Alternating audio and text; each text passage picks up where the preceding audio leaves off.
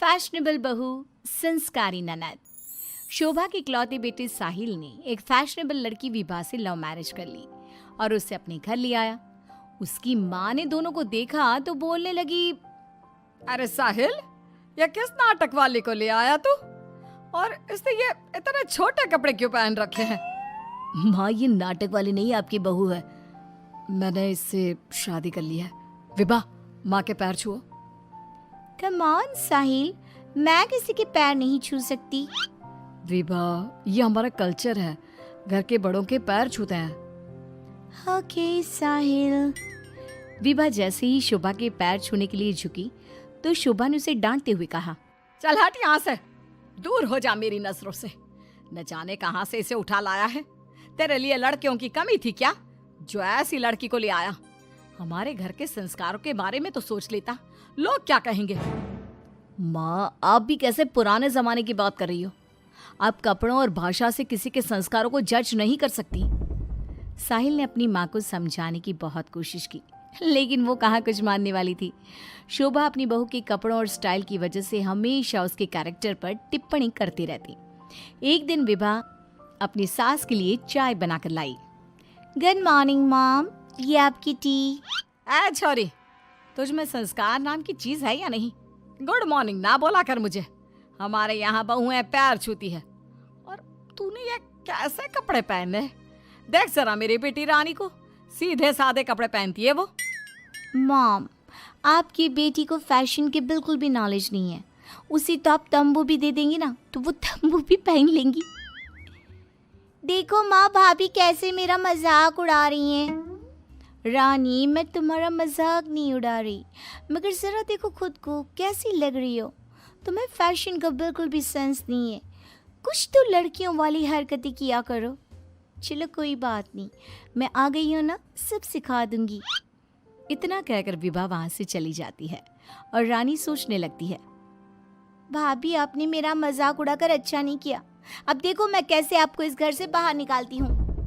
अब रानी हर समय अपनी भाभी की कमियां ढूंढने में लगी रहती।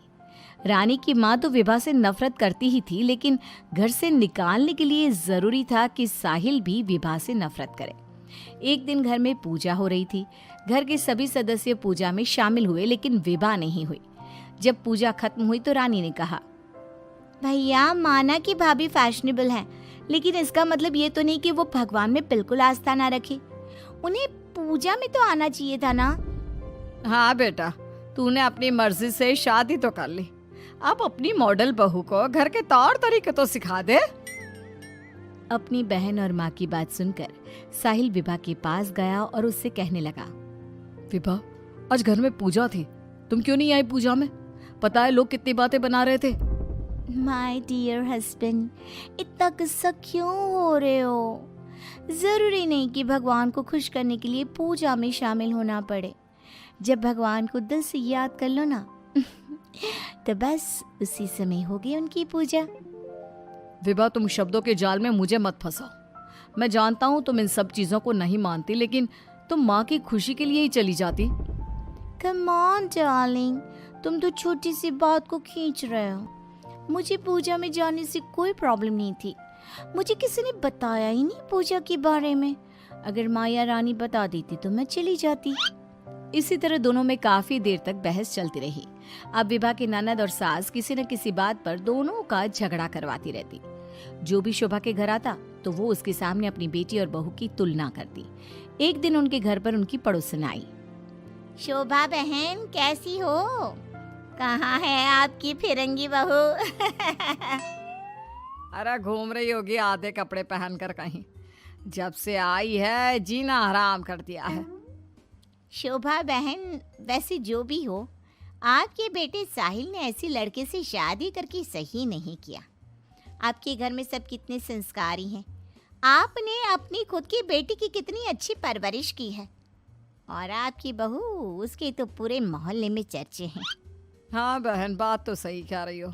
एक मेरी बहू है जिसे ना बात करने का तरीका आता है, ना कपड़े पहनने की तमीज़ है, और एक मेरी बेटी है, संस्कारी, सुंदर, सुशील, सर्वगुण संपन्न है मेरी बेटी।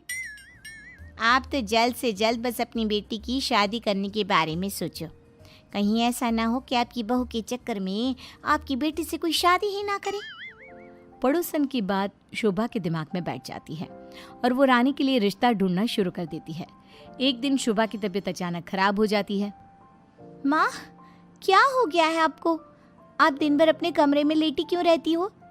अरे पता नहीं बेटी क्या हो गया है, कई दिन हो गए बुखार आ रहा है। मॉम, आपको डॉक्टर के पास जाना चाहिए, ऐसे तो आपकी हेल्थ खराब होती जाएगी। ओ अंग्रेजन, अपनी अंग्रेजी अपने पास रख। माँ किसी डॉक्टर के पास नहीं जाएगी। मैं अभी माँ को काढ़ा बना कर देती हूँ, माँ बिल्कुल ठीक हो जाएंगी। लेकिन रानी, डॉक्टर ब्लड टेस्ट करके बता देगा कि मॉम का फीवर क्यों नहीं उतर रहा। इसी तरह कई दिन हो गए। शोभा का बुखार उतरने का नाम नहीं ले रहा था और रानी उन्हें डॉक्टर के पास जाने नहीं दे रही थी। एक दिन विभा रानी को बिना बताए शोभा को डॉक्टर के पास ले गई। शोभा को 4-5 दिन हॉस्पिटल में रहना पड़ा। इसी बीच विभा ने अपनी सास की बहुत देखभाल की, लेकिन रानी एक बार भी अपनी माँ से मिलने नहीं आई। बहू, मेरी इतनी ज़्यादा तबीयत खराब थी, लेकिन रानी मुझसे एक बार भी मिलने नहीं आई।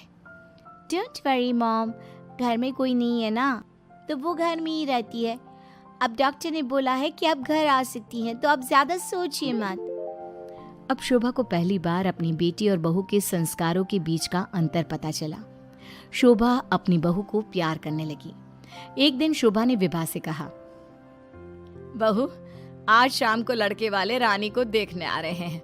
रानी और तुम बाजार चली जाओ, खाने का कुछ सामान और रानी के लिए अच्छी सी साड़ी लेकर आना। माँ, मैं भाभी के साथ नहीं जाऊंगी। वो साड़ी दिलाने की जगह कोई स्कर्ट या जींस दिलाकर ले आएंगी। बहू, तो इसे साड़ी ही दिलाकर लाना, ठीक है? Okay mom. रानी और विभा मार्केट के लिए निकल जाती हैं, लेकिन रास्ते में बहुत ट्रैफिक था। पूछने पर पता चला कि एक कार का एक्सीडेंट हो गया है। विभा और रानी ने कार के पास जाकर देखा तो एक लड़का बहुत बुरी तरह से जख्मी पड़ा था। कोई उसकी मदद नहीं कर रहा था। लोग खड़े होकर बस तमाशा देख रहे थे। विभा ने उस लड़की की मदद करना चाहा तो रानी ने उसे रोकते हुए कहा, भाभी, ये क्या कर रही हो? जब कोई इसकी मदद नहीं कर रहा तो हम क्यों करें? रानी, ये क्या बोल रही हो तुम? अगर हमने इसकी हेल्प नहीं करी तो ये मर सकता है। लेकिन भाभी, पुलिस का झंझट कौन संभालेगा? पुलिस उल्टा हमसे ही सवाल जवाब करेगी। वो सब बाद में देखेंगे, पहले इसे हॉस्पिटल पहुंचाते हैं।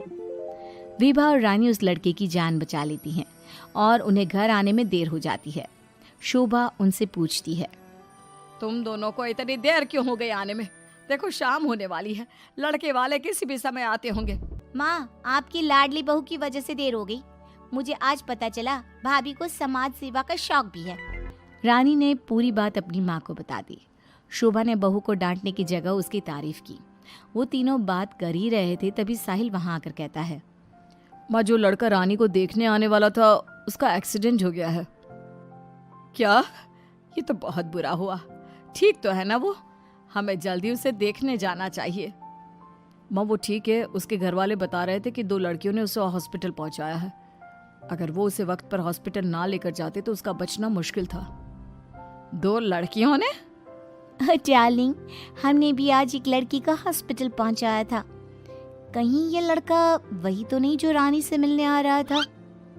सभी हॉस्पिटल पहुंचे तो ये लड़का वही निकला जिसकी जान विभा और रानी ने बचाई थी।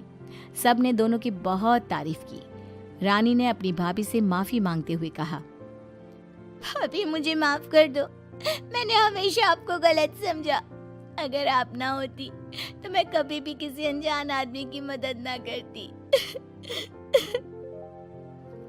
डोंट क्राई डियर, हमें अच्छे काम करते रहने चाहिए। साहिल दोनों की बात सुनकर कहता है, देखा रानी, मैं कहता था ना, संस्कार चरित्र में दिखाई देते हैं, कपड़ों और भाषा में नहीं।